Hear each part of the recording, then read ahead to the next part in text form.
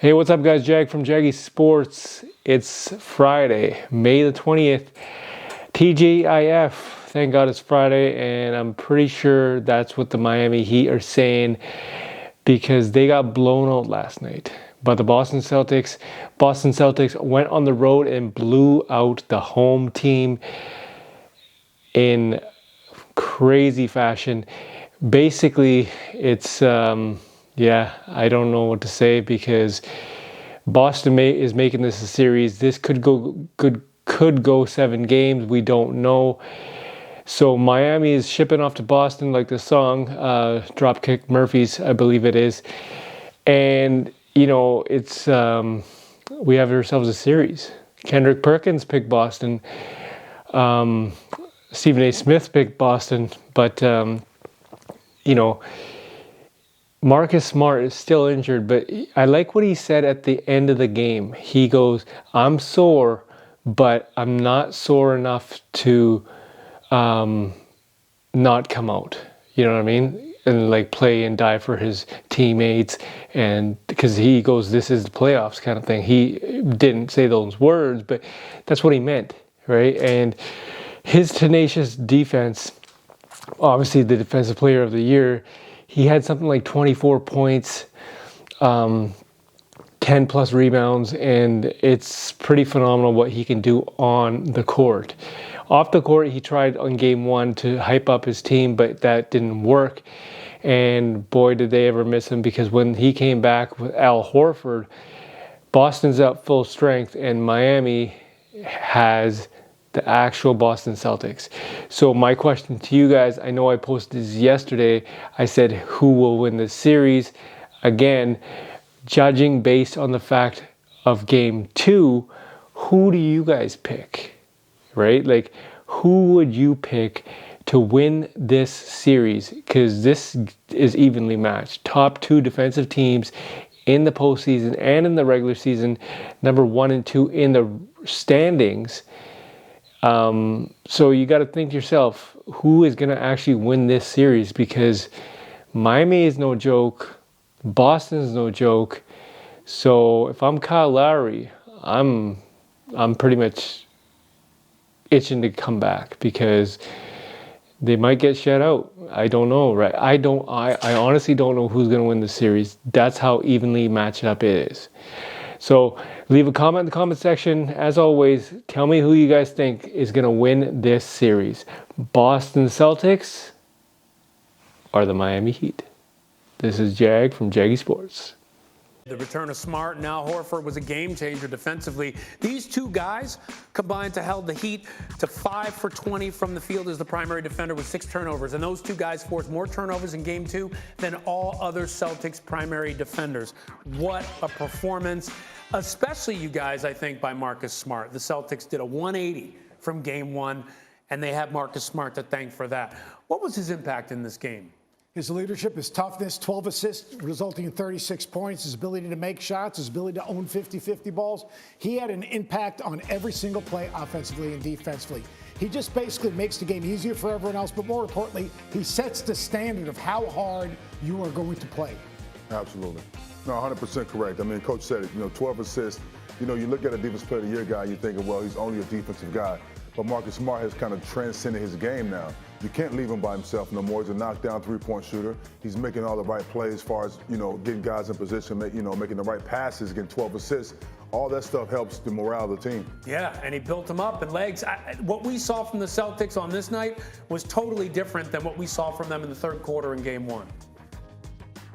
Yeah, and to their point, just to follow up on that, I mean, Marcus Smart, he's a guy that I think we give so much credit for all the time for the intangible stuff, the ability to guard, put your body on the line, leave skin on the floor, all those things. The guy's also a hell of an offensive player. Mm-hmm. And when he is making shots and he's contributing to the extent he did in game 2, Boston Celtics are on a different level because now you have this X factor that on a given night can give you 20 points in addition to all of those other things. So I just felt like their confidence level, having him back on the floor, he's a great communicator.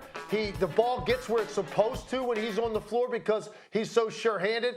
And then on top of it, he's making shots in the second half to get that great separation. Celtics are a very deep, complete, versatile team, and all of that was on display in Game 2. Absolutely right, Legs. And not only Marcus Smart, but Jaylen Brown, and especially Jason Tatum. 27 points on 13 shots, had 5 assists.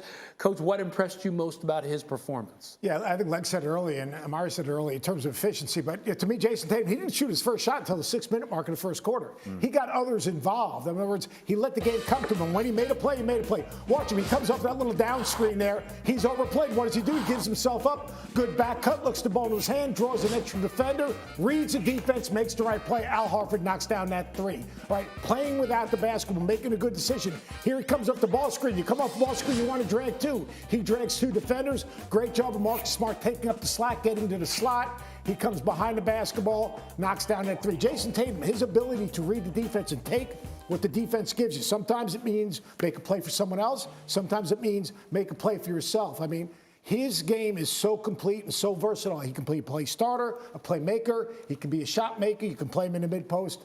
He is a match-up nightmare. Wow. Now, we were talking during the break, and you mentioned something that made you smile about his game, not only the way that he prepares, but something he does that's kind of reminiscent of you when you played.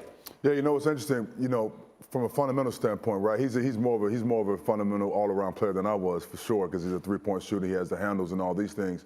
But I think what I've noticed for him is that you can see the small things that he does on a basketball court that create separation. You know, he goes to a back down, right? And then he faces back up and have separation. He makes the right pass, you know, every single time. And I think, you know, what Coach is saying as far as complete player, he may be the most complete player right now in the NBA because not only can he defend, his size, his strength, his ability to take you off the dribble, to make the open shot.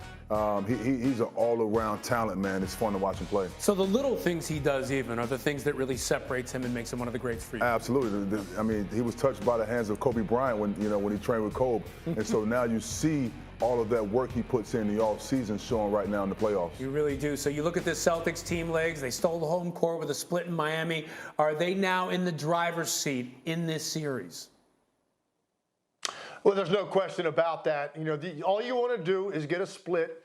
If you're the better team and now you get an opportunity, you're 1-1 going home, you know you've got a chance now to hold down home court, to take command of the series. And I think that's going to be their mindset. Now, if you're Eric Spoelstra, you're reminding your team, hey, listen, Milwaukee was able to go in there and win road games in Boston. So you got to know this isn't a situation where, you know, this is the 85-86 Celtics where they were basically unbeatable in that building. That's what I'm telling my team if I'm Eric Spoelstra, but there's no question Boston right now feels like they have controlled the first 2 games. They got dominated in 1 quarter.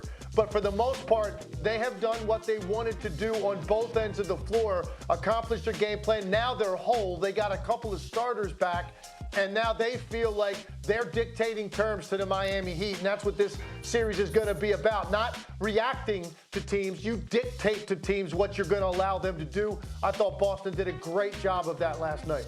And if P.J. Tucker's not back, I'll tell you what, the Heat are in have a huge problem because without P.J. Tucker, now all of a sudden Jimmy Butler, he can't guard all 3 of those perimeter guys.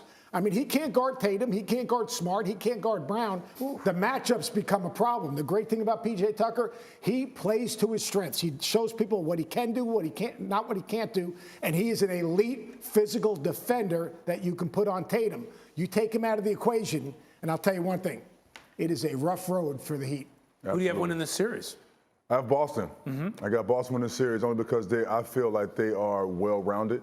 I feel like they play on both ends of the basketball court, and I think the chemistry is at a high level for their team. They certainly Park are rolling is going to be right insufferable.